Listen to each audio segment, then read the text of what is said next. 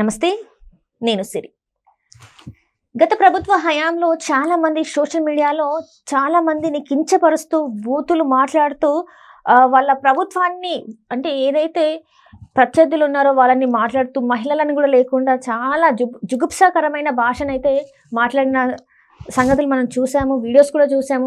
అందులో కొంతమంది కూడా ఉన్నారు, ప్రముఖులు కూడా ఉన్నారని చెప్పుకోవచ్చు. అయితే ఇప్పుడు వాళ్ళ మీద కేసులు కూడా ఫిర్యాదు చేశారు. కేసులు ఫైల్ అవుతున్న క్రమంలో మరి వాళ్ళు అరెస్ట్ అవుతారా అవ్వరా అనే క్రమంలో కూడా కొంతమంది, అందులో ముందు వరుసలో పోసాని కృష్ణ గారు అయితే ఉన్నారు.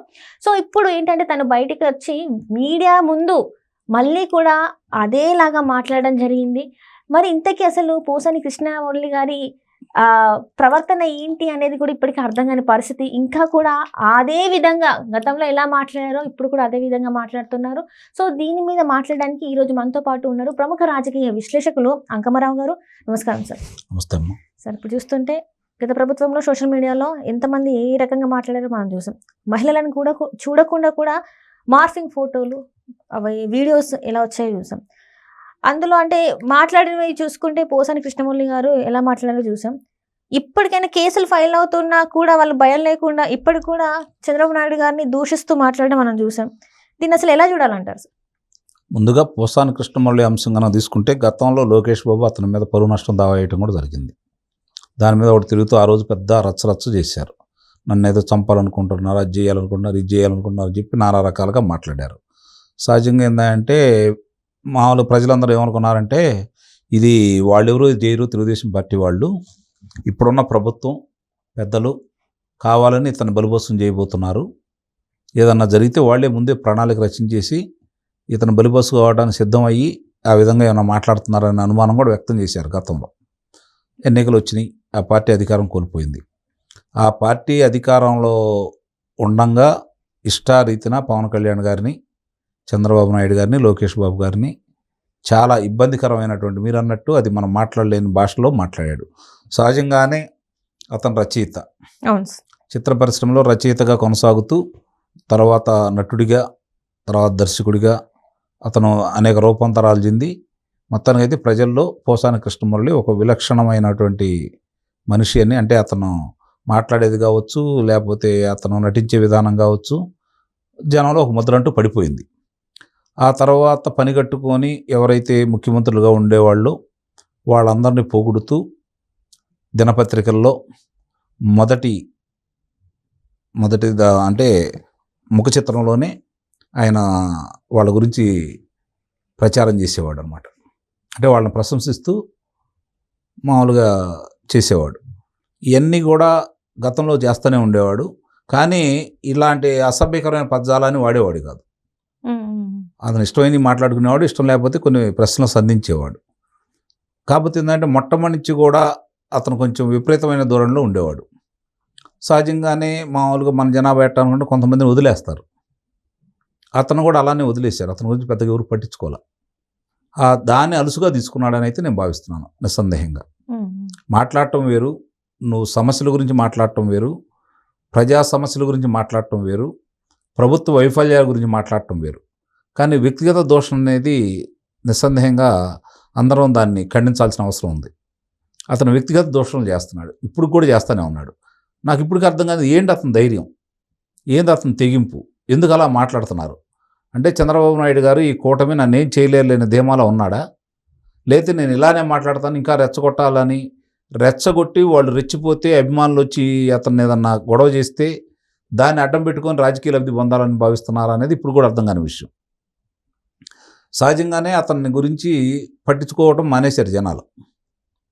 ఇది కూడా గమనించుకోవాల్సిన అంశం. ఈరోజు అతను ఏదో వచ్చాడని చెప్పని ఎవరు కూడా దాని గురించి ప్రత్యేకంగా కూడా పట్టించుకోవట్లేదు. కాకపోతే ఇక్కడ ఏంటంటే ఒక వ్యక్తుల పేర్లు చెప్పుకొని అతను మాట్లాడే విధానం చూసుకున్న తర్వాత ఈ ప్రభుత్వానికి, ఆ శ్రేణులకి ఒకసారి జరుగుతున్నది ఏంటో మీరు కూడా గమనించండి. అలాంటి వ్యక్తి మీద చర్యలు తీసుకోవడానికి ఈరోజు న్యాయస్థానం కూడా కొన్ని విషయాల్లో అభ్యంతరం వ్యక్తం చేసింది. ఎందుకంటే ఎవరైతే ఇప్పుడు ఈ ప్రభుత్వం అదుపులో తీసుకుంటున్నారో ఇలాంటి రాతలు రాసిన వాళ్ళ గురించి ఒక వ్యక్తి న్యాయస్థానానికి వెళ్తే, హైకోర్టుకి వెళ్తే వాళ్ళు చురకలేయటం కూడా జరిగింది ఈరోజు. కాబట్టి ఇది గమనించుకోవాల్సిన అంశం. ఇప్పుడు అతని మీద పవన్ కళ్యాణ్ గారి అభిమానులు లేదా జనసేన కార్యకర్తలు కొన్ని చోట్ల అభియోగం మోపారు. అవును. మరి ఎప్పుడు దానికి సంబంధించిన తాకీదులు ఇస్తారో చూడాలి, ఆయన ఏం సమాధానం చెబుతారో చూడాలి. చట్టం తన పని చేసుకునే విధంగానే మీరు వెళ్ళండి. Right sir. కాకపోతే చర్యలు అనేవి భవిష్యత్తులో ఇలా మాట్లాడే వాళ్ళకి గుణపాఠం ఉండే విధంగా మాత్రం చేయాలని చెప్పి ప్రజలు కోరుకుంటున్నారు. అంటే ఇక్కడ చూస్తుంటే ఇప్పుడు పోసాని కృష్ణమౌళి గారు ప్రెస్ మీట్లో మాట్లాడమే కాకుండా ఇద్దరు పేర్లని బయటికి తీసుకొచ్చి మాట్లాడడం ఏంటంటే, కొడాలి నాని ఇంకా వల్లభనేని వంశీ ఏం చేస్తున్నారు, వాళ్ళు కూడా మాట్లాడాలి కదా, ఎందుకు మాట్లాడట్లేదు, మన క్యాడర్ మాట్లాడాలి, వినిపించాలి కదా, క్యాడర్ ఎందుకు వినిపించట్లేదు, మాటలు ఏం చేస్తారు మహా అయితే అన్నట్టుగా మాట్లాడుతున్నారు. మరి దీన్ని ఎలా చూడాలంటారు? అంటే వైఎస్ఆర్సీపీ పార్టీ అభిమానులు అనుకుంటున్నారని మీరు అంటున్నారు. ఇప్పుడు మామూలుగానే వాళ్ళకి పరిస్థితులు అర్థమైపోయినాయి. చాలామందికి పరిస్థితులు అర్థమైపోయినాయి. కొంతమంది మేఘపోతు గాంభీర్యాన్ని ప్రకటిస్తున్నారు. అర్థమైందా మీకు? కొంతమంది మేఘపోతు గాంభీర్యాన్ని ప్రకటిస్తున్నారు. చర్యలు ఉంటాయని చెప్పి వాళ్ళకి స్పష్టంగా తెలిసిపోయినాయి. ఆ చర్యల్లో భాగంగా మనం మాట్లాడి పోలీసులు పని చెప్పడం ఎందుకు అని చెప్పి చాలామంది ఈరోజు పక్క తప్పుకుంటున్నారు. అది కూడా గమనించుకోవాల్సిన అంశం. ఇలాంటి వాళ్ళు మాట్లాడితే దానికి ఈరోజు అసలు దాని గురించి ఎవరు పట్టించుకోవట్లేదు.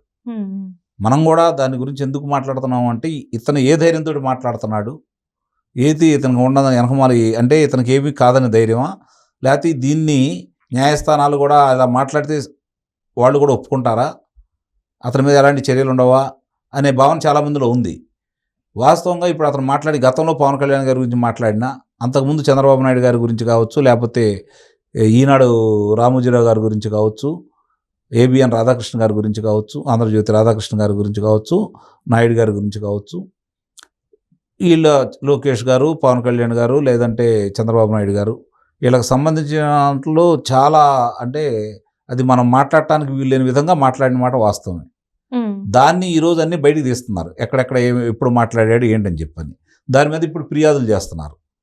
ఆ ఫిర్యాదుల్ని ఈ ప్రభుత్వం ఇప్పుడు కొంచెం కఠినంగానే తీసుకుంటుందని అయితే నేను భావిస్తున్నా. కఠిన చర్యలే తీసుకోవాలి.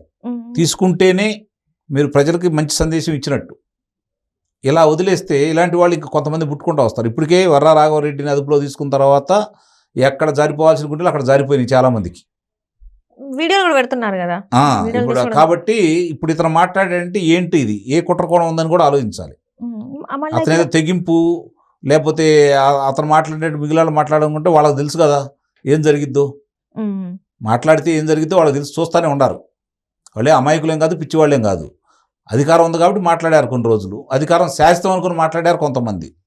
ఇప్పుడు అధికారం పోయింది కాబట్టి వాళ్ళకి వాస్తవ పరిస్థితులు కళ్ళ ముందు కనపడతానే ఉన్నాయి. కాబట్టి వాళ్ళ అదుపులో ఉన్నారు కొంతమంది. ఇంకా దాన్ని ఇప్పుడు పోసాని కృష్ణమౌళి మాట్లాడిన దానికి అతనికి ఏ ధైర్యంతో మాట్లాడాడు, ఏంటి ఆ తెగింపు, మనం కూడా అలా మాట్లాడాలంటే దానికి తగిన మూల్యమే చెల్లించుకుంటారు. అందుట్లో ఎలాంటి సందేహంగా అయితే ఏం లేదు. జరుగుతున్న పరిణామాలన్నీ కూడా అందరూ గమనిస్తూనే ఉన్నారు. ఇప్పుడు ఈ కూటమి మాత్రం తన పని తాను చేసుకుపోతానే ఉంది. చట్టబద్ధంగా న్యాయబద్ధంగా చేసుకునే పనులు కొన్ని చేయాలి, కానీ గుణపాఠం చెప్పే విధంగా కొన్ని కార్యక్రమాలు కూడా ఉండాలని ప్రజలైతే కోరుకుంటున్నారు. అందుట్లో నేను కూడా ఒకడిని.